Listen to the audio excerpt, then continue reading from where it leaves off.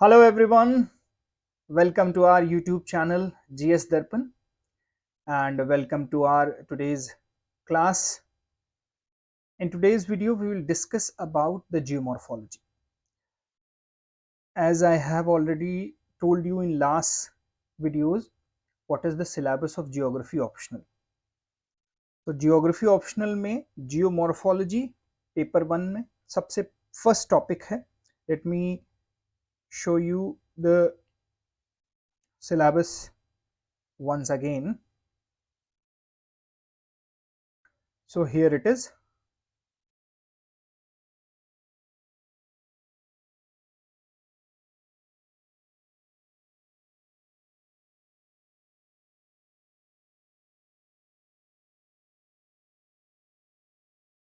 So here the geomorphology is. This is the first and the foremost topic of geography optional. So today I'll introduce what is geography, what is the scope, what is geomorphology, what is the scope and importance, what are the functions of geomorphology, and the fundamental concept of geomorphology. So in today's class we will completely discuss the geomorphology as in its introduction. Fine. So moving ahead. So this is me, your mentor, your geography mentor, Pawan Singh. And please, for further classes of geography optional, subscribe to this channel, share with your friends so that they also can get benefit of these free geography optional classes. Fine. Moving ahead, start with how the term geomorphology derived. So geomorphology is geo. There are two words. This is basically a Greek word formed by geo, which is earth, and morph means form, and logos matlab study. So here we study the form of the earth. Fine. Now, when we talk about the earth, earth has outer form, outer structure, and inner structure. Fine. So we will determine what we study, whether we study the inner structure under the geomorphology or we study the outer structure. So this is the rough definition of geomorphology, that here we study about the form of the earth. So this is a scientific study of landform and the processes that shape them.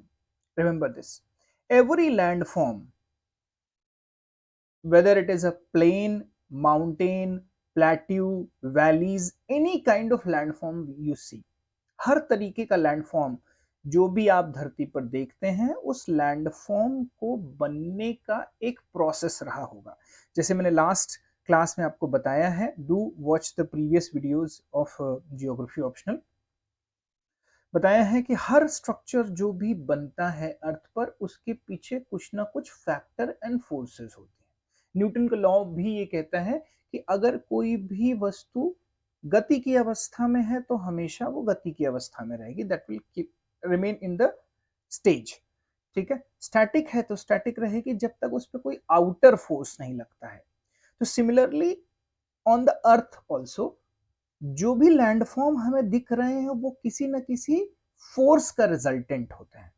So under this geomorphology we study all those processes.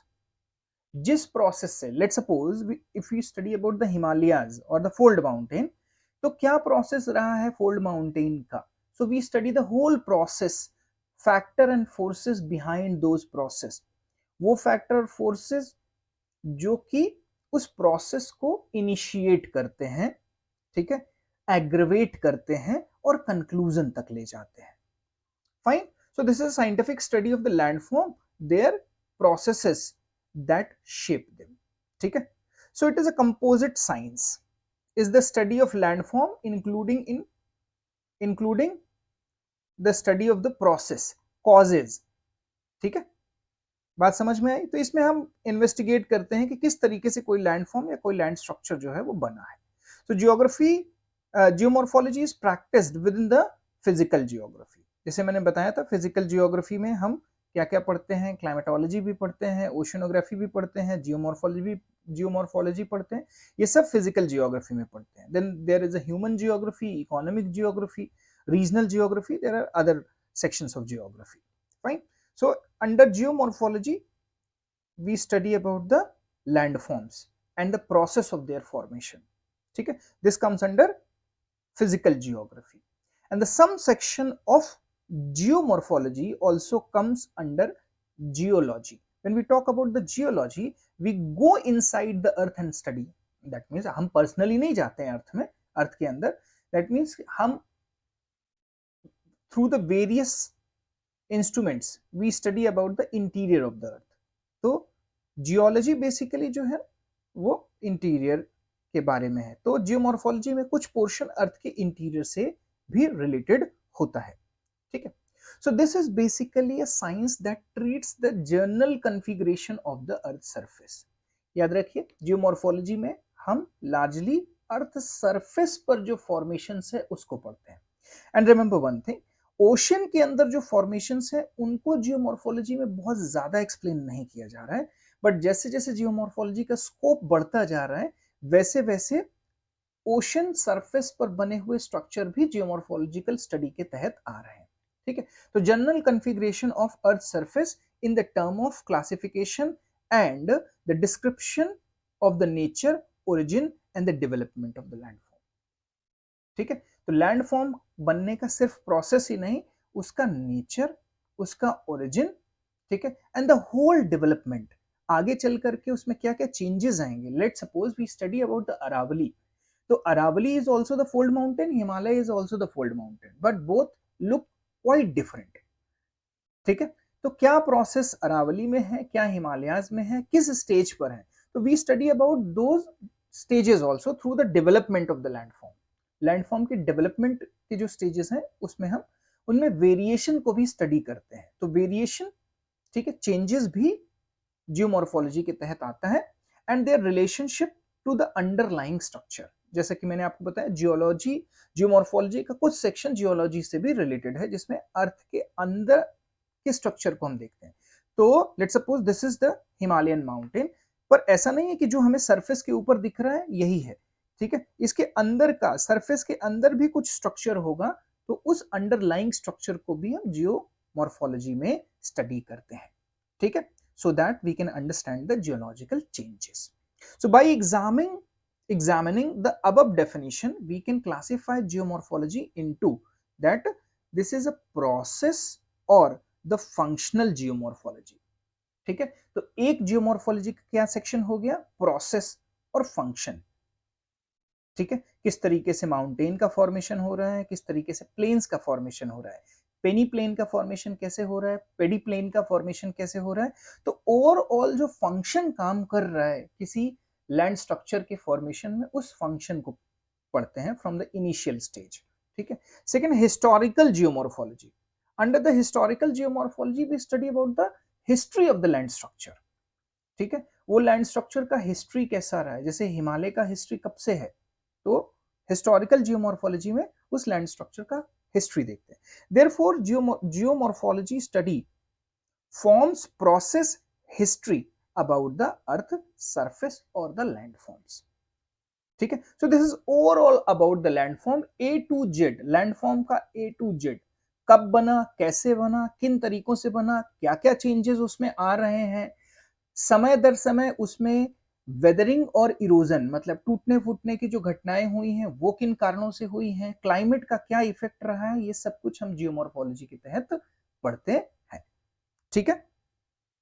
चलो, late us see the scope of geomorphology. The scope of geomorphology जो है ना वो अब बहुत change हो रहा है. ठीक है. That is why some of the geographers are in dilemma कि जियोमॉर्फोलॉजी में हम क्या क्या पढ़ें.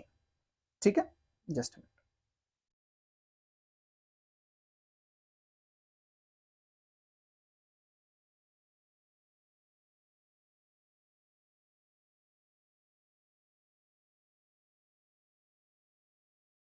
Okay. So when we talk about the scope of geomorphology, fine, when we talk about the scope, so under the scope we see dimensions, ठीक है, dimensions and scale of relief. We study about the processes, we study about the approaches, ठीक है.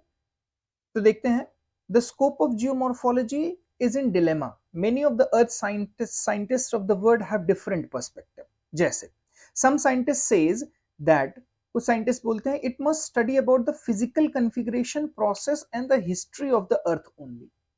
ठीक है, सिर्फ अर्थ पर ऐसे structures processes के बारे में पढ़ना चाहिए. Some scientist are saying that we should study about the planets like Earth, like Mars and Venus पर भी जो स्ट्रक्चर हैं उनको भी हमें जियोमॉर्फोलॉजी में रखना चाहिए. ठीक है, तो traditionally the scope of geomorphology is determined to the traditional environment. अभी हम टेरेस्ट्रियल एनवायरमेंट, अभी हम टेरेस्ट्रियल मतलब जो हमारे लैंडफॉर्म्स हैं, लैंड स्ट्रक्चर्स हैं, उसके बारे में ही अभी ज्यादा पढ़ रहे हैं. ठीक है, अभी जियोमॉर्फोलॉजी में यही स्कोप है. आने वाले टाइम में जैसे हमारे कॉस्मिक एक्सप्लोरेशन बढ़ते चले जाएंगे, ठीक है, जैसे हमने मार्स ऑर्बिटर मिशन किया, तो जैसे जैसे इस तरीके के कॉस्मिक एक्सप्लोरेशन बढ़ते चले जाएंगे, we will study about the geomorphology of other planets also. तब इसका स्कोप जो है वो बढ़ जाएगा, पर अभी इसका स्कोप सिर्फ अर्थ के लैंड सरफेस तक रिलेटेड है. However, due to the advancement in the technology, man recently have started studying about the aquatic environment also. जैसे पहले हमें ओशन के सरफेस में बहुत अंदर तक जा करके उसके स्ट्रक्चर का पता नहीं था, पर जैसे जैसे टेक्नोलॉजी हम डेवलप करते जा रहे हैं, now we are studying not only the terrestrial part of the earth. Earth का जो लैंड का स्ट्रक्चर होता है, जो लैंड है उसको हम टेरेस्ट्रियल पार्ट कहते हैं, और जो ओशन का एरिया है वो एक्वेटिक पार्ट है. तो अब हम एक्वेटिक पार्ट के अंदर के भी स्ट्रक्चर्स को स्टडी करने लगे हैं. तो अगर हम देखें, ऑलमोस्ट 5 डिकेड पहले जियोमॉर्फोलॉजी में एक्वेटिक पार्ट की स्टडी बहुत कम थी. अब एक्वेटिक पार्ट की भी स्टडी जो है वो जियोमॉर्फोलॉजी में बढ़ती चली जा रही है. ठीक है, okay. So when we study about the geomorphology, first we will see what is geomorphology. ठीक है, तो जियोमॉर्फोलॉजी क्या है? It is a scientific study. Geomorphology क्या है? It is a scientific study of surface of the अर्थ. ठीक है, इसमें हम उन सभी प्रोसेसेस के बारे में पढ़ते हैं जिससे अर्थ सरफेस इवॉल्व हुआ, कैसे इवॉल्व हुआ, क्या क्या चेंजेस आए, लैंडफॉर्म्स किन किन चीजों से अफेक्ट होते हैं, ठीक है, किस डिग्री ऑफ अफेक्शन क्या होता है, जैसे स्नोफॉल का या जो आइस एज रहा है उसका क्या इफेक्ट हुआ है.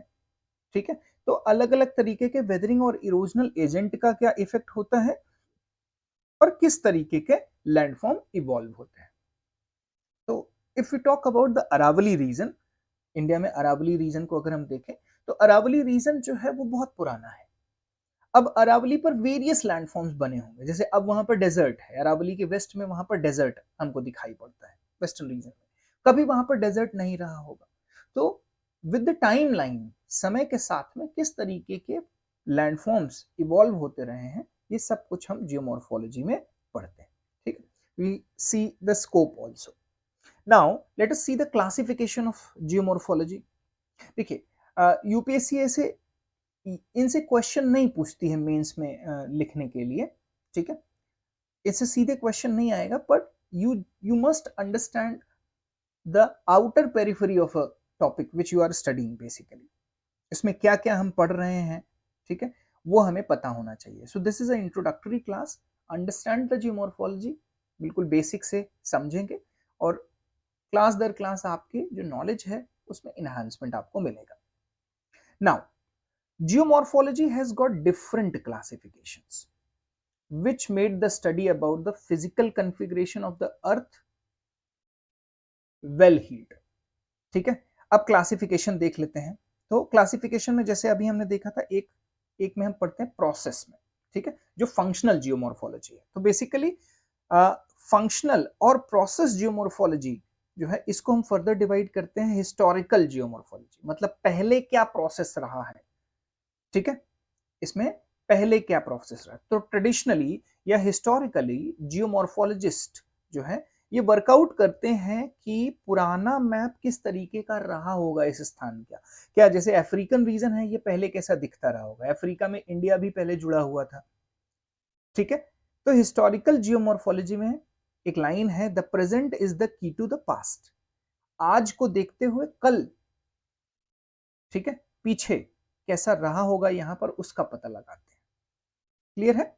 तो this comes under the historical geomorphology, और जब पीछे हुआ होगा तो उसमें कुछ ना कुछ प्रोसेस रहा होगा, ठीक है। तो पीछे के प्रोसेस जैसे अगर हम देखें तो जो गंगा प्लेन रीजन है, तो गंगा प्लेन क्या वहां पर हमेशा प्लेन एरिया था? जब गंगा रिवर वहां नहीं थी तब क्या था वहां पर? और जो पहले स्ट्रक्चर था वो कैसे बना हुआ था और कैसे चेंजेस आए, ये हिस्टोरिकल जियोमॉर्फोलॉजिकल प्रोसेस के तहत हम देखते हैं, ठीक है। तो आप, ये मैं इसलिए बता रहा हूं क्योंकि अभी जब हम कोई भी स्ट्रक्चर पढ़ेंगे, ठीक है, तो उस स्ट्रक्चर में आपको याद रखना है हिस्टोरिकल जियोमॉर्फोलॉजी का एक एस्पेक्ट आपको देखते चलना है, प्रोसेस और फंक्शनल जियोमॉर्फोलॉजी का एक एस्पेक्ट आपको देखते हुए चलना है, फिर रिजल्ट जियोमॉर्फोलॉजी, ठीक है, हर प्रोसेस के बाद कैसा रिजल्ट डेवलप हुआ वो आपको देखते चलना है। तो इस तरीके से जब आगे आप मेन क्वेश्चंस बनाएंगे जिसमें हम इरोजन साइकिल को स्टडी करेंगे, ठीक है, किस तरीके से इरोजन के एक इरोजन प्रोसेस के बाद में दूसरा इरोजन का प्रोसेस कैसे स्टार्ट होता है और किस तरीके के लैंडफॉर्म जन्म लेते हैं उससे, तो यहां पर आपको हिस्ट्री से लेकर के प्रेजेंट तक आना रहेगा, ठीक है। तो some of the most notable scholars जैसे विलियम डेविस, वो इस पर काफी फोकस करते हैं, इन्होंने इस थियरी को डेवलप किया था, हिस्टोरिकल जियोमॉर्फोलॉजी की थियरी को, ठीक है। So he develop the theory of geological cycle या जियोग्राफिक साइकिल, ठीक है, जैसे हिमालय का जियोग्राफिक साइकिल या अरावली का जियोग्राफिक साइकिल। तो अब जैसे हम भी अपने एक लाइफ साइकिल से गुजर रहे हैं, ठीक है, पहले इन्फेंट होता है, बच्चा होता है, फिर टीनेजर होता है, अडल्ट होता है, एडोलेसेंट, मतलब इस तरीके से लाइफ साइकिल हमारी गुजरती है। तो उसी तरीके से हर स्ट्रक्चर की एक अपनी लाइफ साइकिल गुजरती है, इसको हम उसका जियोग्राफिक साइकिल बोलते हैं, ठीक है। So which states that the geomorphic processes without further complication from tectonic movement then gradually wear down raw topography, ठीक है। एक टोपोग्राफी को वियर डाउन मतलब तोड़ते फोड़ते हैं, फिर दूसरी टोपोग्राफी बनती है, फिर उसमें टूट फूट आती है, फिर दूसरी टोपोग्राफी बनती है। तो कोई माउंटेनियस रीजन हमेशा माउंटेन नहीं रहेगा, वो धीरे धीरे प्लेट्यू बनेगा और फिर बाद में प्लेन में कन्वर्ट हो जाएगा, ठीक है, फिर पानी के नीचे चला जाएगा। तो इस तरीके से इसका साइकिल जो है, सो अपलिफ्टिंग एंड डेन्यूडेशन, अपलिफ्ट होना, बनना, हिमालय जैसे माउंटेन्स का बनना, और डिन्यूड होना, टूटना फूटना उसका, ठीक है, ये सब कुछ ऑल्टरनेटिवली होता रहता है। तो शायद जहां पर आज डेजर्ट है, प्लेन एरिया है, कल को वहां पे माउंटेन बन जाएगा, जहां पे माउंटेन है आज, कल वहां पे प्लेट्यू बनेगा, फिर वहां पे प्लेन बनेगा। तो we can see that this is the whole cycle, earth पर ये साइकिल चलता रहता है, अपलिफ्ट होना, डेनुडेशन होना, इट टेक्स प्लेस ऑल्टरनेटिवली, ठीक है। In old age upland turn into plain land through the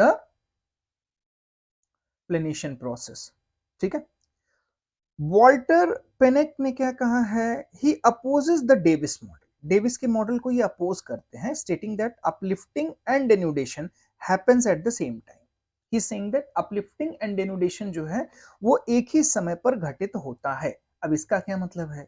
so according to him, continuous and gradual interaction of tectonic processes and denudation leads to the different model of landscape evolution।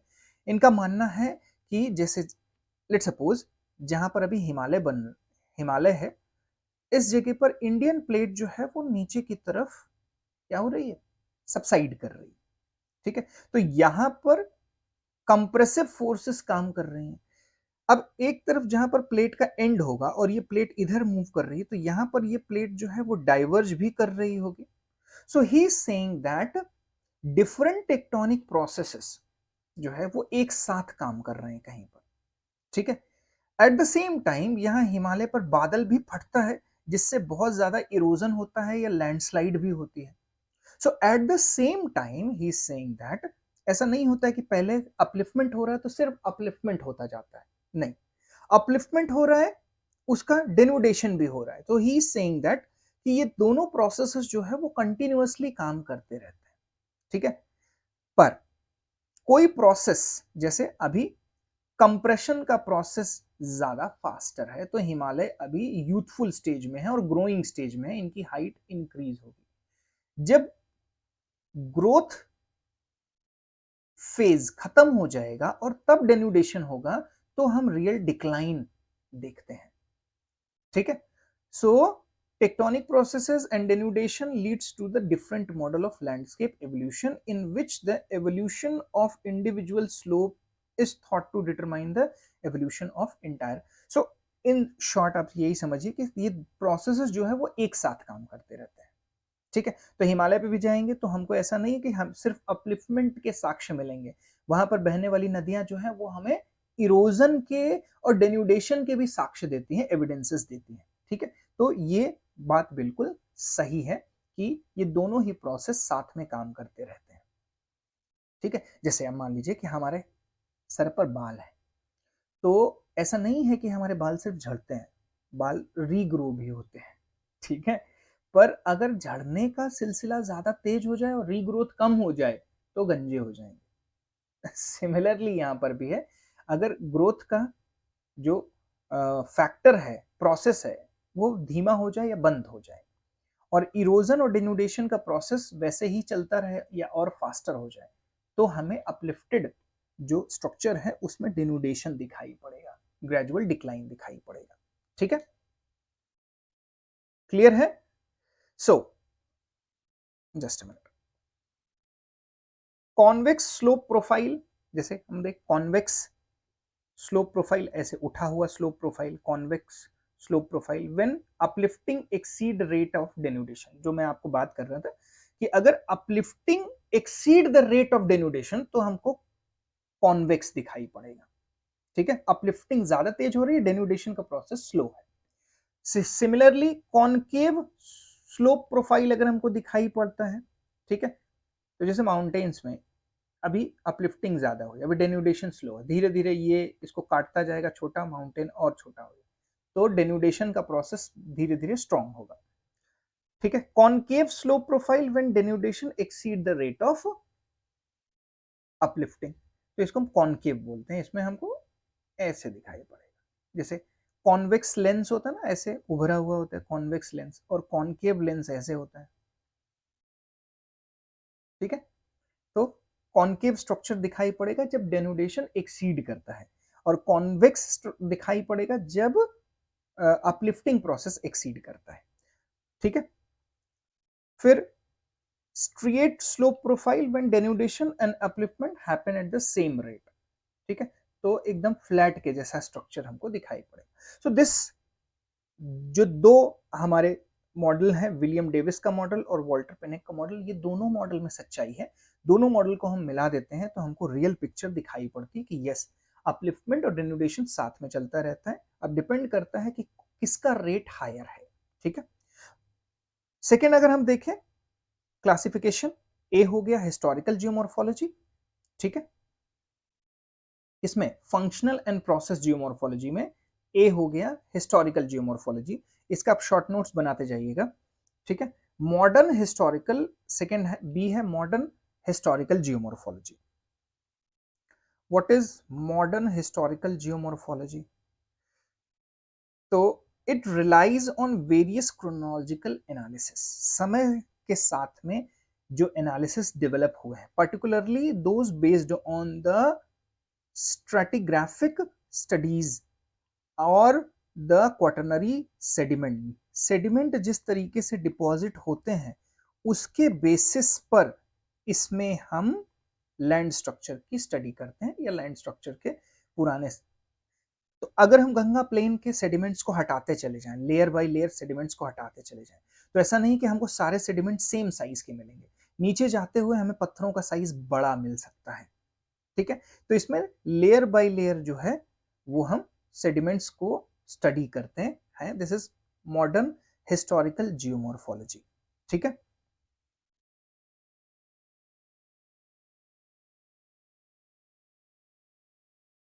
Just a minute. Okay, C is the process geomorphology, is the study of process responsible for the formation.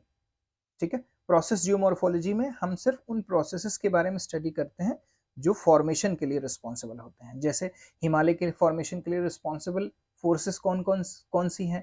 ठीक है, compressive forces हैं, magma की upward lifting है, तो उस process को study करते हैं। ठीक है, तो ये Gilbert was the first modern process geomorphologist, ठीक है, जो मेजर फोकस करते हैं प्रोसेस पर। ठीक है, by studying the fluvial and its process. ठीक है, तो लेट सपोज किसी भी स्ट्रक्चर को प्रोसेस से स्टडी करना कहलाता है process geomorphology. Then we comes to the applied geomorphology. So what is the applied? Studies the interaction of human with landscape and the landform. ठीक है, अब ह्यूमन के भी इंपैक्ट जियोमॉर्फोलॉजी पे हमको दिखाई पड़ते हैं। 3 aspect of applied geomorphology have been brought. ठीक है, 3 एस्पेक्ट हम यहाँ पर देखते हैं। पहला जो है फर्स्ट अप्लाइड जियोमॉर्फोलॉजिस्ट, फर्स्ट है अप्लाइड जियोमॉर्फोलॉजी का फर्स्ट है। ठीक है, is ideally place to work on the mitigation of natural hazard of geomorphic origin। ठीक है, तो यहां पर जो भी नेचुरल हैजार्ड घटित होती हैं उससे वो भी कुछ जियोमॉर्फिक स्ट्रक्चर्स को जन्म देती हैं। ठीक है, which may well increase the magnitude and the frequency during the 21st century and beyond। ठीक है, तो अप्लाइड जियोमॉर्फोलॉजी में हम एक एस्पेक्ट और इन्वॉल्व करते हैं कि जो नेचुरल हैजार्ड्स होते हैं वो स्ट्रक्चर को किस तरीके से, जैसे बाढ़ बहुत आई, ठीक है, क्लाइमेट चेंज के अपने इंपैक्ट हैं, तो ह्यूमन इंटरफेरेंस को भी हम अप्लाइड जियोमॉर्फोलॉजी में इंक्लूड करते हैं। ठीक है, second is worrying aspect of global warming, as I told you. तो इन सिंपल आप याद रखिए, अप्लाइड जियोमॉर्फोलॉजी में हम natural hazards, human interference, global warming, climate change, इनके जो इंपैक्ट हैं जियोमॉर्फोलॉजी में उसको देखते हैं। ठीक है, सो applied geomorphologists equipped with such techniques as terrain mapping, remote sensing, geographical information, GIS system, ठीक है, इन सब के माध्यम से जो दूसरे ह्यूमन, ठीक है, एंथ्रोपोजेनिक एस्पेक्ट्स हैं जियोमॉर्फोलॉजी पर उसको भी देखते हैं। लेट्स सपोज कि एक जगह पर कोई केमिकल फैक्ट्री है और उस केमिकल फैक्ट्री की वजह से केमिकल वेदरिंग फास्ट हो गई कहीं पर। ठीक है, तो ये ह्यूमन की वजह से है, तो वहां पर डेनुडेशन का प्रोसेस या वेदरिंग और इरोजन का प्रोसेस ज्यादा फास्ट होगा। ठीक है, शायद वो केमिकल फैक्ट्री वहां पर नहीं होती तो वो इरोजन का प्रोसेस उतना फास्ट नहीं होता और कोई नया लाइन स्ट्रक्चर इतनी जल्दी नहीं ओरिजिनेट हो पाता। ठीक है, तो अप्लाइड में याद रखिए ह्यूमन इंटरफेरेंस को भी ध्यान में रखते हैं। ठीक है, और इसी में फिर क्या हम करते हैं, geomorphologist are able to translate the prediction of global and regional temperature rise. ठीक है, टेम्परेचर जिस तरीके से अभी राइज हो रहा है, जैसे आईपीसीसी की जो रिपोर्ट आएगी उसमें देगा कि भाई इतना राइज होगा टेम्परेचर में, सो ग्रेजुअली जिस तरीके से टेम्परेचर राइज हो रहा है उसका क्या इफेक्ट होगा, जैसे कुछ जगहों पर परमाफ्रॉस्ट खत्म हो जाएगा, बर्फ पिघल जाएगी पूरी तरीके से, ट्री लाइन। ठीक है, तो अभी हिमालय में जितनी ऊंचाई पर जाने पर, लेट सपोज 3000 मीटर की ऊंचाई पर जाने पर हिमालय पे ट्री लाइन खत्म हो जाती, पेड़ नहीं मिलते हैं। पर जब ग्लोबल वार्मिंग बढ़ जाएगी, परमाफ्रॉस्ट मतलब ग्लेशियर सिकुड़ जाएंगे, तो उतनी ऊंचाई पर भी आपको ट्री लाइन मिलने लगेगा।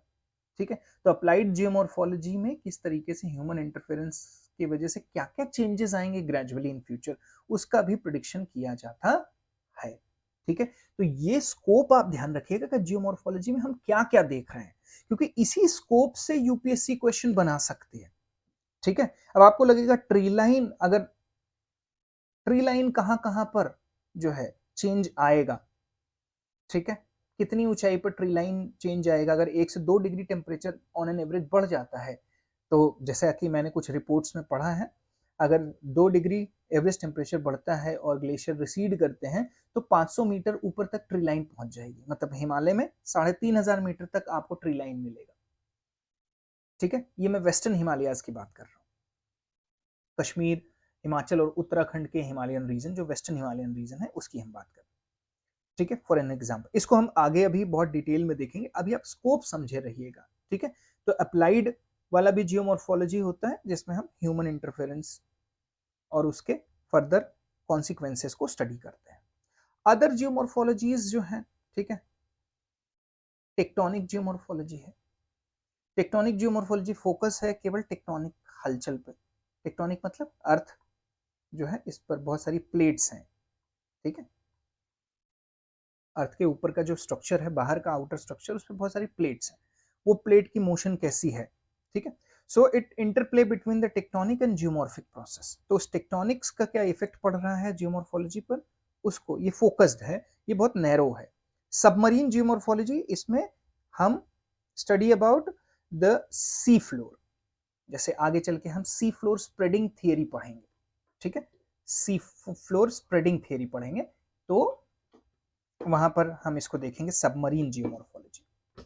ठीक है, okay. Planetary geomorphology is the study of the landform of planet and large moon, जैसे मून वगैरह पे भी जो हमारे मिशन है उससे हम वहां की जियोमॉर्फोलॉजी को पढ़ते हैं, उसको प्लैनेटरी जियोमॉर्फोलॉजी कहते हैं। जैसे जियोमॉर्फोलॉजी का स्कोप आगे चल करके इंक्रीज होगा, हम दूसरे प्लैनेट्स की भी जियोमॉर्फोलॉजी को स्टडी करेंगे। ठीक है, जस्ट अ मिनट। ठीक है, so this is the scope classification. Now we talk about the approaches. ठीक है, what is the meaning of approach? जैसे आप यहां पर खड़े, एक नदी है, नदी में आप यहां पर खड़े हैं, नदी को आपको इधर से पार करना है, जाना है उससे, तो अप्रोच क्या होगी? आप बोट से जाएंगे, ठीक है, आप ब्रिज बना के जाएंगे, लकड़ी का ब्रिज बनाएंगे, कंक्रीट ब्रिज बनाएंगे, तैर के जाएंगे, है ना, मगरमच्छ की पीठ पर बैठ के जाएंगे, कैसे जाएंगे? This is the approach. ठीक है, तो अप्रोचेस टू स्टडी, कैसे आप पढ़ते हैं जियोमॉर्फोलॉजी को, ये इंपॉर्टेंट है। ठीक है, तो there are two main approaches to study the geomorphology. One, description approach. ठीक है, description, field description and morphological mapping. Now the only way fully to appreciate landform is to go into the field and see. ठीक है, अब ये UPSC aspirants के लिए नहीं है, क्योंकि आप कोई रिसर्च स्कॉलर नहीं है, आप कोई जियोग्राफर नहीं है, आपने ऑप्शनल सब्जेक्ट लिया है, आप मार्क्स लाइए, सिलेक्ट होइए। ठीक है, तो ये जो पार्ट है डिस्क्रिप्शन अप्रोच का, मतलब आप फील्ड पर जाते हैं। हाँ, एक चीज आप जरूर करेंगे, क्योंकि आपका जियोग्राफी ऑप्शनल है। ठीक है, और हर यूपीएससी एस्पिरेंट जियोग्राफी पढ़ता है, तो एक चीज आप जरूर करेंगे, जब भी आप अपने किसी दूसरी जगहों पे जाएंगे, घूमने फिरने जाएंगे, तो जरूर वहां की जियोमॉर्फोलॉजी को ऑब्जर्व करेंगे। ठीक है, तो अभी जो आप पढ़ेंगे, this you will observe into the field. ठीक है, तो अप्रोच क्या है? डिस्क्रिप्शन अप्रोच में हम पढ़ते हैं उसको डिस्क्रिप्शन ऑन द फील्ड, मतलब प्रैक्टिकल फील्ड पर जा करके, और मॉर्फोलॉजिकल मैप बना करके। I will show you the morphological map further. ठीक है, दिखा देता हूं अभी आपको, सो दैट, जैसे this is the morphological map. अब यहां पर जो ये लाइंस हैं, ये आइसो हाइट्स को बताती है, मतलब हाइट कैसे इंक्रीज हो रही है वहां की, लैंड स्ट्रक्चर में क्या क्या चेंजेस हैं। जैसे ब्राउन स्ट्रक्चर है तो ये दिखा रहे हैं माउंटेन है यहाँ पर, जितना डार्क ब्राउन होता जाएगा उतना ही माउंटेन की हाइट इंक्रीज होती जाएगी। ठीक है, क्लियर है? और ये जो लाइंस हैं ये समान हाइट को मिला रहे हैं, इनको आइसो हाइट्स बोलते हैं। ओके, इसको हम आगे फर्दर और देखेंगे। So if you talk about the approaches, first approach is description approach, under which हम फील्ड में जाते हैं, उनके मॉर्फोलॉजिकल मैपिंग करते हैं और फिर स्टडी करते हैं। ठीक है, so the mapping of landform is an art. आप किसी जगह को देखते हैं और उसका मैप बनाते हैं। सो सच एज क्रास्ट डिप्रेशन। क्रास्ट क्या होता है? क्रास्ट वैलीज होती हैं जो लैंड सरफेस के अंदर बनती हैं। अंदर जैसे ये लैंड सरफेस है, रिवर यहाँ से बह करके उसका पानी अंदर सीपेज करता है, और अंदर कैल्शियम कैल्शियम की रॉक्स पिघल जाती हैं और अंदर केव का स्ट्रक्चर बनता है, इसको क्रास्ट, ठीक है, इसको कास्ट डिप्रेशन कहते हैं। सो इस तरीके के स्ट्रक्चर को हम वहां पे जाएं, देखें और वेराइटी देखें, ठीक है। जैसे इंडिया में पंचमढ़ी रीजन में है या देहरादून रीजन में है इस तरीके का कास्ट स्ट्रक्चर, ठीक है, या वर्ल्ड में जहां पर भी है, जैसे स्पेन में है या थाईलैंड में है, वहां पर जाएं देखें अलग अलग रीजन के कास्ट प्रदेश कैसे दिखाई पड़ते हैं। अब यूपीएससी की तैयारी के दौरान तो ये पॉसिबल नहीं है, आप इसको बस पढ़िए, ठीक है, पर बाद में आप भारत दर्शन पे जाएंगे ट्रेनिंग के दौरान या दुनिया में तमाम जगहों पर ट्रेनिंग के लिए आप जाएंगे, तो वहां पर जरूर जियोमॉर्फोलॉजी को ऑब्जर्व करिएगा जो आप अभी पढ़ते हैं। तो ये अप्रोच हो गई हमारी, प्रैक्टिकल ग्राउंड पे जा करके उसको मॉर्फोलॉजिकल मैप बना करके पढ़ना। ये आपके लिए नहीं है, ये जियोग्राफी के जो रिसर्च स्कॉलर्स होते हैं उनके लिए। मैथमेटिकल रिप्रेजेंटेशन, अब यहाँ पर साफ सी बात है, यहाँ पर मैथमेटिकल डेटा इन्वॉल्व हो जाता है। Study quantitatively from the form of land surface, ठीक है। तो यहाँ पर काफी मैथमेटिकल इक्वेशन के माध्यम से, जो कि अलेक्जेंडर वॉन हम्बोल्ट और कार्ल कार्ल रिटर का मॉडल है, इसमें हम मैथमेटिकल अप्रोचेस के साथ में पढ़ते हैं। जैसे जैसे हमारा जैसे global position geographical information system है, जीआईएस सॉफ्टवेयर है, ये इन्वेंट हो गया, ठीक है। आपने सुना होगा एक टेक्नोलॉजी लाइडार, लाइडार जैसे एक जगह पर अगर माउंटेन टूटा फूटा भी है तो लाइडार सिस्टम से हम उसका एक इमेजिनरी, ठीक है, सिमुलेशन बना सकते हैं और ये देख सकते हैं कि यहाँ पर माउंटेन की हाइट कितनी रही होगी। तो लाइडार सिस्टम भी है। तो जैसे जैसे ये डेवलप हो गया है, अब मैथमेटिकल इक्वेशंस जो है वो जियोमॉर्फोलॉजी में काफी डेवलप होने लगी है, ठीक है। So it is an important component of terrain analysis and surface modelling. Lidar के माध्यम से भी सरफेस मॉडलिंग होती है, ठीक है। So it's specific application include characteristic like glacial trough की मैपिंग करना, सी फ्लोर की मैपिंग करना, जहां पर ह्यूमन डायरेक्टली नहीं पहुंच सकता है उनको, ठीक है, क्लियर है। तो ये सब डिजिटल एलिवेशन मॉडल, मैप बना करके उसका डिजिटल कंपैरिजन करना। So first development of light speed GIS, geographical information system, ठीक है। तो ये सब जब आया धीरे धीरे, तो जियोमॉर्फोलॉजी में नए नए एडवांसमेंट आने लगे टेक्नोलॉजिकल इंप्रूवमेंट और इन्हांसमेंट के कारण, ठीक है। तो ये डिजिटल मैथमेटिकल मॉडल हो गया। तो ये वाला जो सेक्शन है आपका अप्रोचेस वाला, ये ज्यादा इंपॉर्टेंट नहीं है क्योंकि आपको इस तरीके से नहीं पढ़ना है, ठीक है। इंपॉर्टेंस ऑफ जियोमॉर्फोलॉजी क्या है, क्या हम इसको सिर्फ एग्जाम देने के लिए पढ़ रहे हैं या इसका कोई और इंपॉर्टेंस है और हमें सर्विसेज में कहाँ काम आएगा, ठीक है। देखिए ज्योग्राफी ऐसा सब्जेक्ट है जो आपको सर्विसेज में भी काम आएगा, तो ज्योग्राफी में जियोमॉर्फोलॉजी सर्विसेज में कहाँ पे काम आएगा, ठीक है। तो जब आपको किसी लैंड स्ट्रक्चर का पता होगा तो आपको ये भी जानकारी होगी कि ये कितना हैजॉर्ड प्रोन है। लेट्स सपोज कि जो हिमालयन रीजन में लोग हैं वो भूकंप के लिए ज्यादा वल्नरेबल है, भूकंप वहां पे ज्यादा आसानी, क्योंकि वहां पर प्लेट की क्या हो रही है, कोलिजन हो रहा है, टक्कर हो रही है, ठीक है। जहां पर वोल्केनो है वहां पर डिफरेंट टाइप ऑफ हैजार्ड है। अब आप लेट सपोज आप ऐसी एरिया में डिस्ट्रिक्ट मैजिस्ट्रेट पोस्टेड हैं जहां पर टेक्टोनिक रीजन है, प्लेटों की टक्कर हो रही, तो आपको पता है कि यहाँ का लैंडफॉर्म कैसा है और किस तरीके का नेचुरल हैजार्ड यहाँ पर होगा, ठीक है। तो आप अपने जिले को वैसे ही तैयार, अपने आप को कम से कम वैसे तैयार रखेंगे।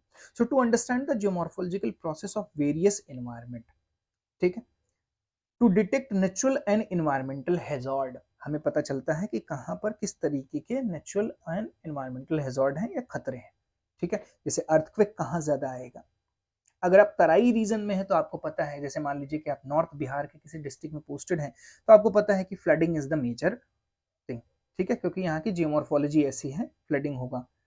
हिमालयन डिस्ट्रिक्ट में पोस्टेड है तो पता है कि लैंडस्लाइडिंग है, कोस्टल रीजन में है और ऐसी जगह का कोस्ट है जहां पर दो प्लेटों की टक्कर हो रही है तो पता है कि सुनामी आ सकता है यहाँ पर किनारे, जैसे तमिलनाडु में, ठीक है।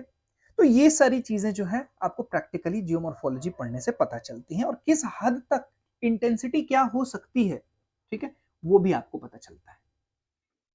Clear? Okay. To identify various landform features, satellite image से भी आप बहुत सारे लैंडफॉर्म फीचर्स को आइडेंटिफाई कर लेंगे जब आप जियोमॉर्फोलॉजी को बहुत अच्छे से पढ़े रहेंगे तो। ठीक है। कोस्टल एंड रिवर रीजन में रिसर्च, वल्नरेबिलिटी स्टडी, ये सब आप कर सकते हैं। Remote sensing, remote sense scientific studies, soil science, है ना, मैदान की सॉइल और पहाड़ों की सॉइल अलग होगी, महाराष्ट्र की सॉइल अलग होगी, है ना, बिहार की सॉइल अलग होगी, तो सॉइल साइंस भी जियोमॉर्फोलॉजी से आपको समझने में आसानी रहेगी। फिर उसके बेसिस पर एग्रीकल्चरल वेरिएशन भी आपको समझने में आसानी रहेगी। ठीक है। Soil erosion protection mechanism, rehabilitation project, geology, petrology मतलब वहां पर स्टोन कैसे हैं, ठीक है, और उसके बेसिस पर मिनरल्स कौन कौन से हो सकते हैं, इसकी स्टडीज, एवोल्यूशनरी स्टडीज, एवोल्यूशनरी मतलब जियो मॉर्फोलॉजी में क्या क्या इवॉल्व होगा आगे जा करके। ठीक है। So prediction and forecasting regarding the landform हमारा स्ट्रांग होता है। एक चीज आप समझ लीजिए अभी से ही कि जो यूपीएससी का सिलेबस पढ़ने के दौरान आपके अंदर प्रिडिक्शन और फोरकास्टिंग की क्षमता बिल्टअप होगी। जैसे आपने देखा बादलों को ना, तो आपको समझ में आएगा कि हाँ इस तरीके का क्लाउड है तो रेनफॉल हो सकती है या रेनफॉल नहीं होगी।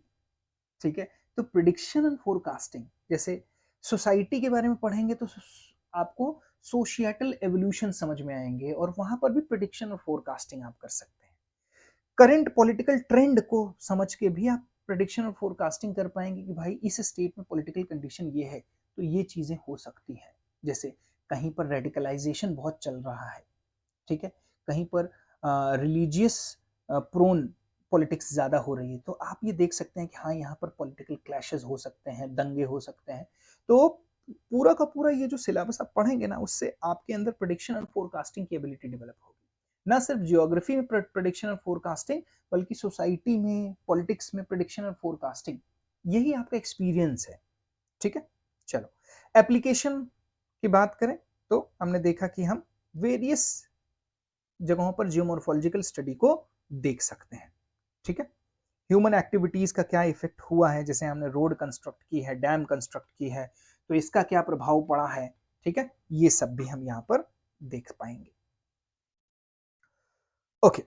जैसे डैम्स वगैरह बनाते हैं तो ये भी जियोमॉर्फोलॉजी के तहत आता है। पहले जियोमॉर्फोलॉजिकल लैंड सर्वे किया जाता है ना, कितना इफेक्ट होगा डैम का बनने का, तो ये सब करते हैं। ये है मैपिंग, जियोमॉर्फोलॉजिकल मैपिंग। ठीक है। और उसी के बेसिस पर रूरल और अर्बन डेवलपमेंट पॉसिबल। जैसे लेट्स सपोज जैसे दिल्ली की बात करें तो दिल्ली जो है वो अर्थक्वेक जोन 5 में है अगर, ठीक है, तो यहाँ पर बहुमंजिली इमारतें बहुत ज़्यादा नहीं बनेंगी, उनकी परमिशन नहीं होती है। 3 से 4 मंजिला इमारतों की परमिशन होती है। ये हमें कैसे पता चला? ये हमें पता चला जियोमॉर्फोलॉजी पढ़ के। ठीक है। और उसी के अकॉर्डिंग हमने अपने रूल्स बनाए। Similarly with Himalayan region also, Himalayan region में जो सिटीज होंगी वहां पर भी मल्टी स्टोरी स्काई स्क्रैपर्स नहीं बनेंगे। जैसे 50 मंजिल 80 मंजिलों की इमारतें जो बनती हैं वो नहीं बनेंगी। ठीक है। तो इस तरीके से हम जियोमॉर्फोलॉजिकल स्टडी करके तमाम टाउन प्लानिंग को अंजाम देते हैं। तो ये एप्लीकेशन है जियोमॉर्फोलॉजी का।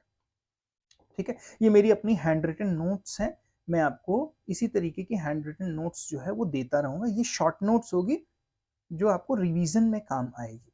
जब हम जियोमॉर्फोलॉजी को देखते हैं तो सबसे पहले व्हाट इज जियोमॉर्फोलॉजी, हमने देखा what is geomorphology, then scope of geomorphology, classification of geomorphology, classification of geomorphology, just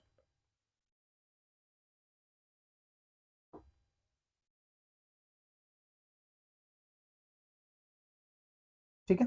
classification of geomorphology, fundamental concepts, fundamental concepts of geomorphology. अब ये 9 फंडामेंटल कॉन्सेप्ट्स हैं जियोमॉर्फोलॉजी के।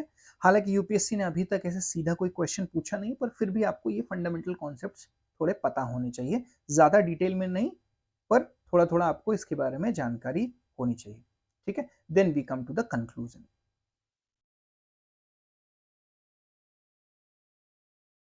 ठीक है, तो what is the fundamental concept. अब इसमें मैं आपको थोड़ा डिटेल नोट्स भी दूंगा, आप उसको लेक्चर के बाद रिवाइज कर लीजिएगा।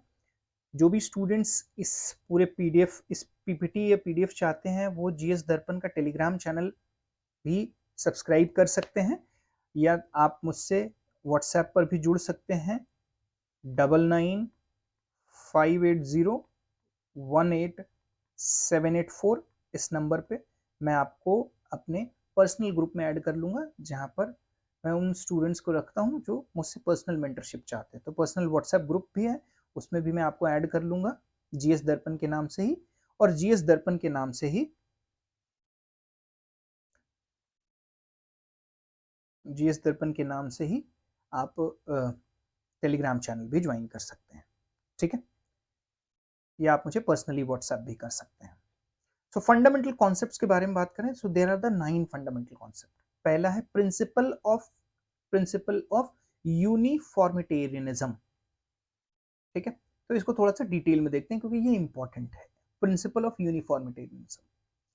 तो यहाँ पर इस यूनिफॉर्मिटेरियन प्रिंसिपल का कहना ये है कि जो नेचुरल लॉज हैं, प्राकृतिक नियम हैं और प्राकृतिक प्रक्रियाएं हैं, प्रोसेसेस हैं, वो सभी जगहों पर समान रूप से काम करते हैं पूरे यूनिवर्स में।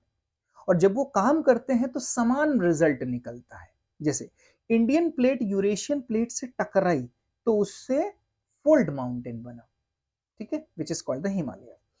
सिमिलरली अगर अफ्रीकन प्लेट जो है वो यूरेशियन प्लेट से टकराती है तो भी फोल्ड माउंटेन बना। मतलब नेचुरल लॉज जो है वो समान तरीके से काम करते हैं, अगर प्रोसेस समान है तो रिजल्ट भी समान मिलता है। तो यूपीएससी में भी जैसे अगर हम सही प्रोसेस से तैयारी करें तो रिजल्ट भी क्या होगा, वही होगा, सिलेक्ट होंगे आप भी, ठीक है। तो प्रिंसिपल ऑफ, तो ये थोड़ा डिटेल नोट्स है, इसको आप बैठ करके भी पढ़ सकते हैं। इन शॉर्ट मैं आपको बता देता हूं, ठीक है। इसमें इंपॉर्टेंट चीज कि फर्स्ट फंडामेंटल कॉन्सेप्ट है कि the same physical processes and laws that operate today, ठीक है, operated throughout geological time. जैसा आज उनका रिजल्ट है, पहले भी उसका वैसा ही रिजल्ट रहा होगा, ठीक है, और आने वाले टाइम में भी वैसा ही रिजल्ट रहेगा, although not necessarily always with the same intensity. हो सकता है कि रिजल्ट की इंटेंसिटी अलग हो, ठीक है। एक बात यहां पे ध्यान है, तो इसी को कहते हैं प्रिंसिपल ऑफ यूनिफॉर्मिटेरियनिज्म, ठीक है। ये प्रिंसिपल कब से आया, ये ह्यूटन का आइडिया है, 1785 में ये पॉपुलराइज हुआ, ठीक है, लाइल के द्वारा, ह्यूटन और लाइल के द्वारा ये पॉपुलराइज हुआ। तो प्रिंसिपल ऑफ जियोलॉजी में भी इसको हम पढ़ते हैं, ठीक है। So the present is the key to the past, फिर से अगेन वही जियोमॉर्फोलॉजी का एक इंपॉर्टेंट लाइन है। अब इसको, इस लाइन को दे करके यूपीएससी में क्वेश्चन पूछा जा सकता है आपको इसको इलैबोरेट करने के लिए, जियोमॉर्फोलॉजी के कॉन्टेक्स्ट में इस सेंटेंस को इलैबोरेट करें, ठीक है। So present is the key to the past, ठीक है।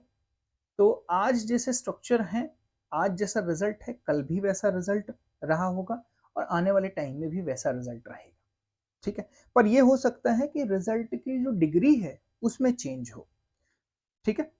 सो बहुत रिजिड नहीं रहना है कि सिमिलर रिजल्ट निकलेगा, क्योंकि और भी दूसरे सारे फैक्टर काम करते हैं, ठीक है। जैसे for example we know now that glaciers were much more significant during the Pleistocene time, जो आइस एज का टाइम था, ठीक है, उस टाइम ग्लेशियर्स ज्यादा बड़े थे, साइज में सिग्निफिकेंट थे, तो अलग रिजल्ट थे। अब अलग रिजल्ट है क्योंकि अब ग्लेशियर्स हमें सिर्फ माउंटेनियस रीजन में मिलते हैं, ठीक है, पोलर रीजन में मिलते हैं, हायर रीजन में मिलते हैं। तो जरूरी नहीं है कि हमेशा इंटेंसिटी ऑफ रिजल्ट सेम हो, ठीक है, इंटेंसिटी में चेंज हो सकता है, बिकॉज वर्ल्ड क्लाइमेट भी चेंज हो रहा है, ठीक है, क्लियर है। तो this is the concept of uniformitarianism, इसको एक बार आप पढ़ लीजिएगा, यही बातें एग्जाम्पल में यहां पर लिखी है। Then the second concept is geomorphic process, ठीक है, sorry, geological structure. Second concept is concept of geological structure, ठीक है।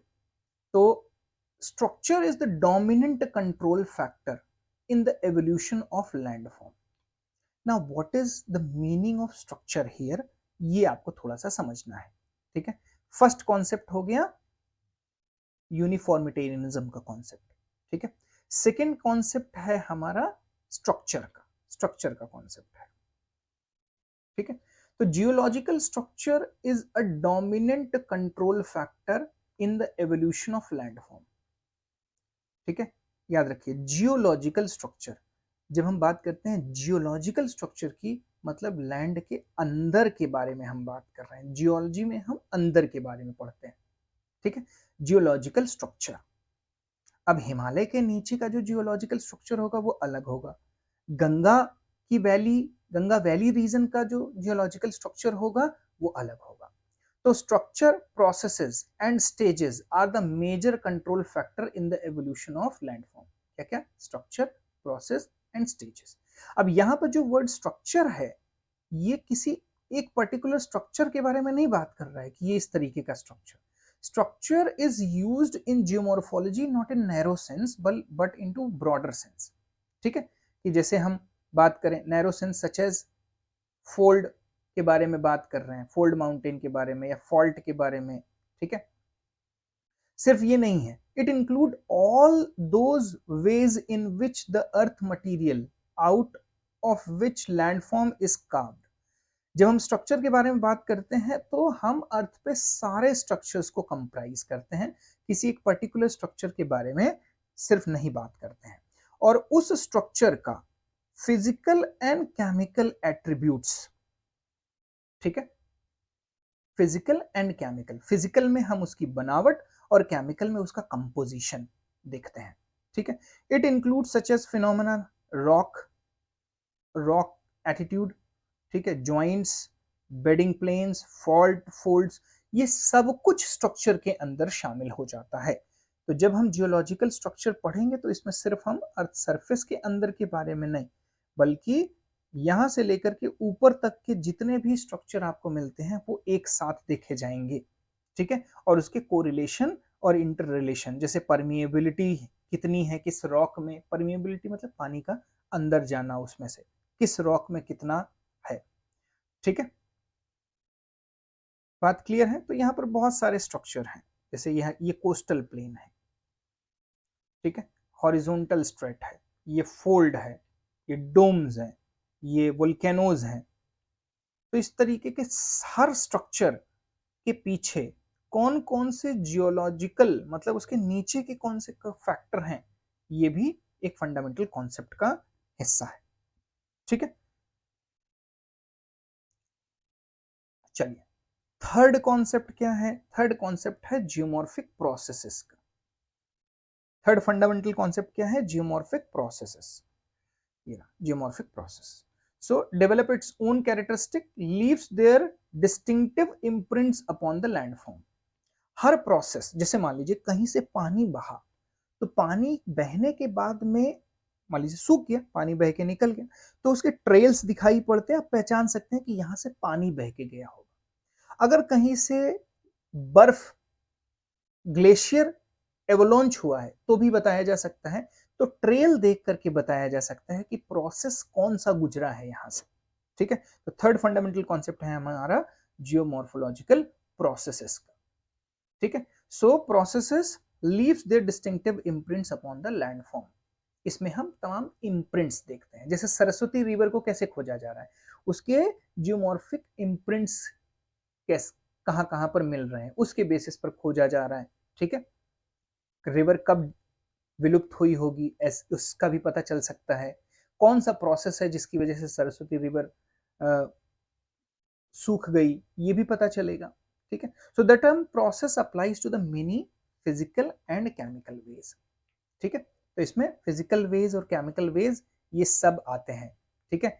वोल्केनिज्म, जैसे कुछ प्रोसेस, वोल्केनिज्म का प्रोसेस है, डायस्ट्रोफिज्म का प्रोसेस है, कैटास्ट्रोफिज्म का प्रोसेस है, ठीक है, endogenic, exogenic, weathering, mass wasting, ये हर एक प्रोसेस जो घटित होता है, ठीक है, कहीं पर टूटना, कहीं पर जमना, ये सब, कहीं पर अपलिफ्ट होना, कहीं पर डिन्यूड होना, ये सब जियोमॉर्फिक प्रोसेस के तहत आता है। ये फंडामेंटल कॉन्सेप्ट है, ठीक है। आज की क्लास से आपको ये पता चल जाएगा कि जियोमॉर्फोलॉजी का क्या दायरा है और किस दायरे में हमें इसे पढ़ना है, ठीक है। Okay, now the what is the fourth concept, ठीक है, what is the fourth concept. तो यहां पर फोर्थ कॉन्सेप्ट है डिफरेंट इरोजनल एजेंट्स के इफेक्ट का, ठीक है। So as different erosion agencies act upon the earth surface, there is produced a sequence of landform having distinctive characteristic, ठीक है। तो यहां पर हम इरोजन साइकिल को देखते हैं, ठीक है, जैसे हिमालयाज है, youthful stage, maturity stage, old stage. Aravalli अभी अपने ओल्ड स्टेज में है, रेसिडुअल हो रहे हैं, ठीक है। सो लैंडफॉर्म पोजेस डिस्टिंक्टिव कैरेक्टरिस्टिक। अब ऐसा नहीं है कि हर इरोजनल एजेंट हर रॉक स्ट्रक्चर पर समान इफेक्ट डालेगा। लेट्स सपोज कहीं पर ग्रेनाइटिक रॉक स्ट्रक्चर है और वहां पर पानी का बहाव अलग इफेक्ट डालेगा, कहीं पर कैल्सिफाइड रॉक है, कैल्शियम ज्यादा है, यहां पर पानी का बहाव अलग इफेक्ट डालेगा, ठीक है। तो इरोजनल एजेंट्स जो होते हैं उनके कहां पर कैसे इफेक्ट होते हैं, कौन से इंपैक्ट होते हैं, यूथफुल स्टेज वाली जो रॉक है उस पर क्या इंपैक्ट होगा, मेच्योर रॉक है उस पर क्या इंपैक्ट होगा, ये सब कुछ देखते हैं। तो फोर्थ कॉन्सेप्ट हो गया हमारा various different different erosional agent का, ठीक है। So they produce their own sequence of landform, ठीक है। इरोजन इस तरीके से है तो ये लैंडफॉर्म बनेगा, फिर कुछ साल के बाद ये लैंडफॉर्म बनेगा, कुछ सालों के बाद ये लैंडफॉर्म बनेगा, और उनके अपने डिस्टिंक्टिव कैरेक्टरिस्टिक्स होंगे। तो यहां पर भी मैंने इस शॉर्ट नोट्स में मेंशन कर दिया है डिफरेंट इरोजन एजेंट का, ठीक है, produce sequence of landform of distinctive characteristics, ठीक है। This is the fourth fundamental concept. Now the fifth is complexity of geomorphic evolution is more common than simplicity, ठीक है। Complexity of geomorphic evolution, evolution मतलब किसी चीज का बनना, विकसित होना, ठीक है। तो यहां पर भी हम साइकिल ऑफ इरोजन को देखते हैं, ठीक है। So most of the topographic details have been produced during the current cycle of erosion, ठीक है। उसके पहले का साइकिल कैसा रहा होगा, सिंगल जियोमॉर्फिक प्रोसेस है, मतलब सिंपल है, कंपाउंड है, मोनोसाइक्लिक है, मल्टीसाइक्लिक है, ठीक है, एक्ज्यूम्ड है, किस तरीके का साइकिल चल रहा है, इसको देखते हैं। तो सिर्फ इरोजनल एजेंट्स को नहीं देखते हैं, एक फिफ्थ फंडामेंटल कॉन्सेप्ट है उसके पूरे साइकिल को देखते हैं। मैं आप एक एग्जांपल, जैसे यहां पर आप देखिए, तो यहां पर आपको ये जो रॉक स्ट्रक्चर दिख रहा है, ठीक है, यहां पर हमको सिंपल सा एक लैंडस्केप दिखाई पड़ रहा है जहां पर ये रिवर ने कुछ इरोजन कट किया है, ठीक है। तो यहां पर हमको मोनोसाइक्लिक इरोजन दिखाई पड़ रहा है। Diagram is of simple landscape upon moderately dipping sedimentary rock, ठीक है। तो हमको क्या दिखाई पड़ रहा है, इधर ऊंचा है, फिर ये नीचा है, और ये नीचा है, मतलब रिवर इधर से इधर फ्लो कर रही है, ठीक है। और इस तरीके से स्टेप वाइज इसमें इरोजन, तो यहां पर हमें सिंगल इरोजन के साक्ष्य मिल रहे हैं, सिंपल लैंडस्केप यहां पर हमें दिखाई पड़ रहा है। कंपाउंड क्या होगा, अब इसी में रिवर के साथ साथ विंड इरोजन के साइकिल भी इन्वॉल्व हो जाएगा, ठीक है।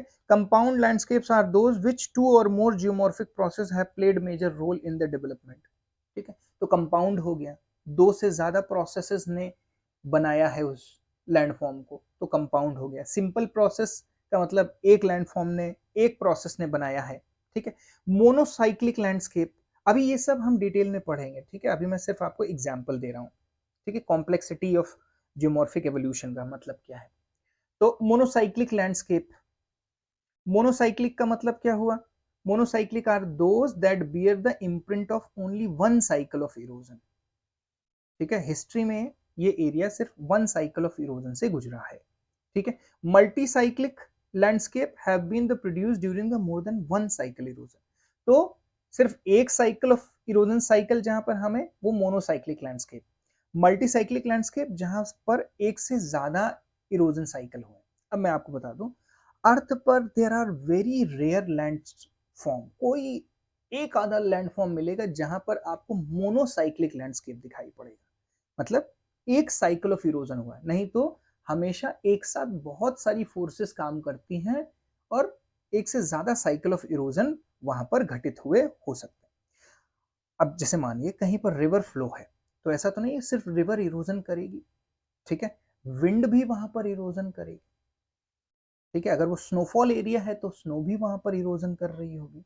ठीक है, तो monocyclic landscapes are less common than the multicyclic, बहुत लेस कॉमन है। ठीक है, तो हमको मल्टीसाइक्लिक लैंडस्केप्स ही दिखाई पड़ते हैं, कई सारे एक साथ काम करते हैं। ठीक है, तो ऐसे हमारे मोनोसाइक्लिक, मल्टीसाइक्लिक, सिंपल, कंपाउंड, ये सब लैंडस्केप आप देखेंगे जियोमॉर्फोलॉजी में। ठीक है, तो याद रखिए कौन सा स्ट्रक्चर मल्टीसाइक्लिक है, एक आधा कोई मोनोसाइक्लिक एग्जाम्पल होंगे तो वो भी देखेंगे। ठीक है, then sixth is landscape is a function of time and space. याद रखिए कोई भी लैंडस्केप जो है ना, एक निश्चित टाइम में डेवलप होता है और एक निश्चित स्थान में डेवलप होता है। ठीक है, so second sixth concept, little of the earth topography is the older than tertiary age. यहाँ पर एशले ने ये बताया था 1931 में, he made a strong case for the youthfulness of the topography. उन्होंने कहा है हमारे अर्थ के ऊपर की जो हमें टोपोग्राफी, मतलब लैंड स्ट्रक्चर जितने भी दिखाई पड़ रहे हैं, ये कोई भी लैंड स्ट्रक्चर टर्सरी एज से पुराने नहीं है। 90% से ज्यादा जो लैंड स्ट्रक्चर है, at least 90% of the present land surface has been developed in the tertiary age. Tertiary age मतलब जब हिमालय बना है, 90%। ठीक है, केवल 10% लैंड स्ट्रक्चर है जो हिमालय से पुराना अभी हमको दिखाई पड़ता है, मतलब साइकिल चलता रहता है, लैंडस्केप अंदर भी चला जाता है, अर्थ के अंदर जाकर के मैग्मा के साथ में पिघल जाता है। ठीक है, सो 90% लैंड स्ट्रक्चर जो है वो टर्शरी एज का है, 99% of the post middle Miocene age. ठीक है, तो यहां पर बात यह है कि टाइम और स्पेस में, ठीक है, मतलब किस टाइम का लैंडस्केप है कोई, तो 90% लैंडस्केप टर्शरी एज के हैं, मतलब यूथफुल वाले स्टेज वाले हैं। पुराने लैंड स्ट्रक्चर्स जो है वो कम बचे हैं। एक टर्म जियोग्राफी में होता है क्रेटॉन्स। क्रेटॉन्स जैसे भारत के साउथ वाला जो रीजन है वो टर्शरी एज से पुराना क्रेटॉन है।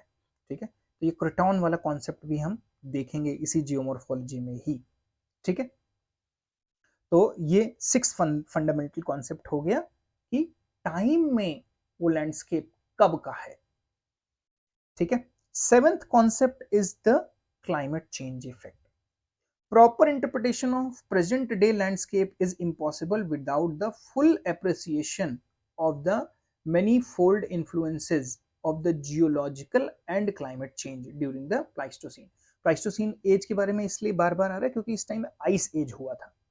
ठीक है, तो यहां पर हम क्लाइमेट चेंज और उसके पड़ने वाले इम्पैक्ट को देखते हैं। जैसे जो glaciation directly affected many million of square area, जैसे 1 करोड़ स्क्वायर माइल एरिया जो है वो पहले ग्लेशिएशन फेज में था, फिर धीरे धीरे बर्फ पिघली। तो जब बर्फ पिघलती है तो उसका टेम्परेचर ट्रांसफर, ठंडा जो ठंडापन है वो भी ट्रांसफर होता है दूसरी जगहों पे और इफेक्ट डालता है वहां पर। ठीक है, तो इस तरीके से जो चेंजिंग क्लाइमेट रहा है उसका इम्पैक्ट क्या था, ठीक है, वो भी इसमें देखते हैं। And the earth concept is related to geomorphic equation.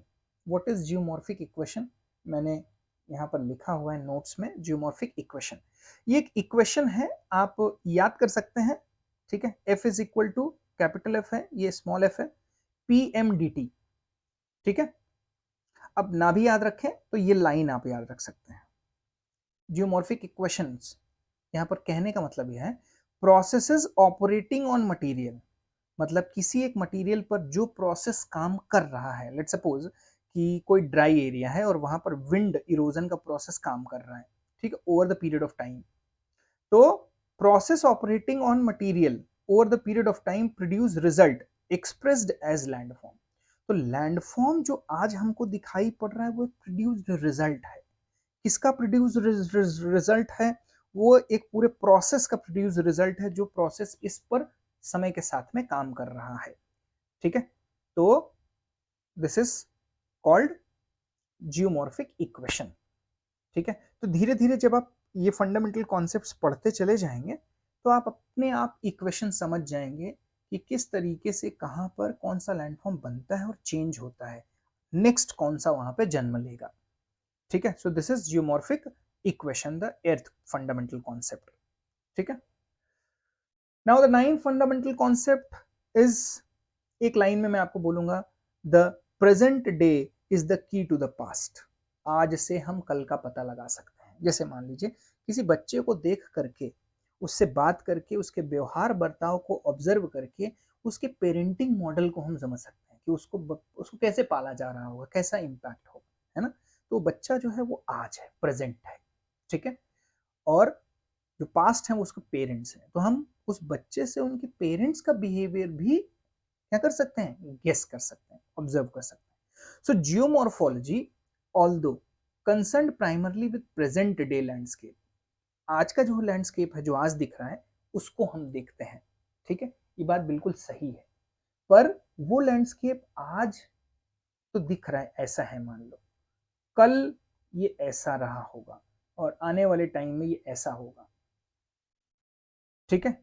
तो द फाइनली कॉन्सेप्ट हम देखते हैं कि पेलियो जियोमॉर्फोलॉजी, पेलियो मतलब बहुत पुराने टाइम में कोई लैंड स्ट्रक्चर कैसा रहा होगा, ठीक है। सो प्रेजेंट डे लैंडस्केप को देखते हुए attain its maximum usefulness by historical extension. So geomorphology concern itself primarily with the origin of the present landform, primarily इसका जो प्रेजेंट लैंडफॉर्म है इसके ओरिजिन के, but the most landscape that are present forms that date back to previous geological epochs हैं, पुराने period में इनका structure कुछ और रहा होगा।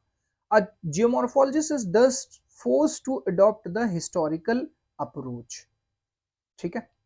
तो सिविल सर्विसेज में तो इसका बहुत ज्यादा नहीं है, पेलियो जियोग्राफी पर बहुत ज्यादा नहीं जाते हैं, क्योंकि ये फिर एक पर्टिकुलर रिसर्च स्कॉलर्स या जो जियोमॉर्फोलॉजिस्ट होते हैं उनका काम हो जाता है, ठीक है। पर ये याद रखें कि किसी भी लैंडफॉर्म का अपना इतिहास भी रहा होगा और भविष्य भी होगा, ठीक है। तो इस तरीके से ये पूरा जियोमॉर्फोलॉजी के फंडामेंटल कॉन्सेप्ट है। Now come to the conclusion, ठीक है। तो कंक्लूजन में हम आए तो हमें एक चीज दिखाई पड़ती है कि nature has inbuilt self regulatory mechanism, वो कहीं पर माउंटेन बनाती है तो कहीं पर लैंड स्ट्रक्चर को तोड़ करके बराबर भी करती है, मतलब प्लेन स्ट्रक्चर बनाती है, कहीं पर वो डिप्रेशन भी क्रिएट करती है। तो nature has its own regulatory mechanism, ठीक है, which compensate for change in any of the components of the natural system, that means orderliness of nature, nature में एक अपना ऑर्डर है, एक सिस्टम है जिसको नेचर मेंटेन रखती है। अगर इंडियन इंडियन प्लेट की कोलिजन से यहाँ पर हिमालयाज बन रहे हैं तो ये प्लेट भी नीचे जाकर के समाप्त हो रही है, कहीं पर कुछ बन रहा है और कहीं पर प्लेट डिस्ट्रॉय हो रही है, ठीक है। So nature has its own inbuilt regulatory mechanism, और ये जो मैकेनिज्म है ऑर्डरलीनेस का, ठीक है, ऑर्डरलीनेस का ये जो मैकेनिज्म है एक निश्चित ऑर्डर मेंटेन करने का, इस ऑर्डर को मेंटेन करने के दौरान ही बड़े सारे लैंडफॉर्म्स बनते हैं। अब ये लैंडफॉर्म कोस्टल एरिया में अलग लैंडफॉर्म्स बनेंगे, ठीक है। प्लेन एरिया में, अगर हम ऑक्सबो लेक की बात करें तो ऑक्सबो लेक आपको कोस्टल रीजन में नहीं मिलेगी, या अगर हम लगून लेक की बात करें तो लगून लेक हमको डेजर्ट रीजन में नहीं मिलेगी, ठीक है। तो लैंडफॉर्म इस ऑर्डरलीनेस जो नेचर मेंटेन कर रही है, इस ऑर्डरलीनेस का जो प्रोसेस है उसी के दौरान बहुत सारी लैंडफॉर्म्स बनती जाती हैं, बिगड़ती जाती हैं, उनका इतिहास होता है, उनका वर्तमान होता है, उनका भविष्य होगा, ये सब कुछ आप जियोमॉर्फोलॉजी में पढ़ते हैं। ठीक है, तो now I am concluding the lecture.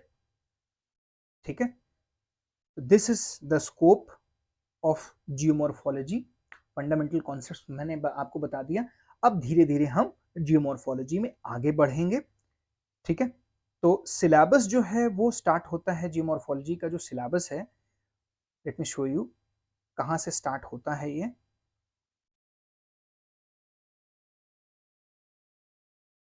Geomorphology का जो सिलेबस है ये स्टार्ट होता है फैक्टर कंट्रोलिंग लैंडफॉर्म डेवलपमेंट, पर हम लैंडफॉर्म डेवलपमेंट से नहीं पढ़ेंगे। हम स्टार्ट करेंगे origin and evolution of earth. ठीक है, अर्थ के ओरिजिन और एवोल्यूशन से हम स्टार्ट करेंगे। क्लियर है यहां से?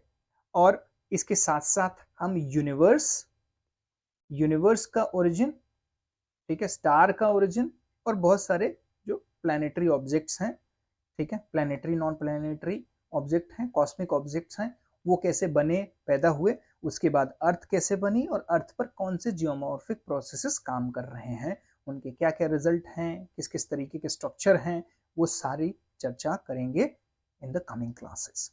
ठीक है, so I am keeping the class bilingual so that अगर हिंदी मीडियम के भी स्टूडेंट हैं वो भी इक्वली बेनिफिशियल हो इस क्लास से। तो ज़्यादा से ज़्यादा आप लोग लेक्चर को शेयर करिए। ठीक है, लेक्चर को ज़्यादा से ज़्यादा शेयर करिए ताकि उन नीडी स्टूडेंट्स तक भी पहुंच सके who can not afford the fees. ठीक है, पर वो प्रिपरेशन करना चाहते हैं, तो इस टेक्नोलॉजी की मदद से, देखो टेक्नोलॉजी जैसे जैसे बढ़ रही है, रीच बढ़ रही है, कनेक्टिविटी भी बढ़ रही है। ठीक है, तो आप मुझसे कनेक्ट हो सकते हैं मेरे नंबर पर 9958018784 पर। इस पर आप मुझे व्हाट्सएप कर सकते हैं। I add you in a particular group of WhatsApp. उसके अलावा आप जीएस दर्पण का टेलीग्राम चैनल भी सब्सक्राइब कर सकते हैं। ठीक है, चलिए, thank you so much, see you all in the next lecture.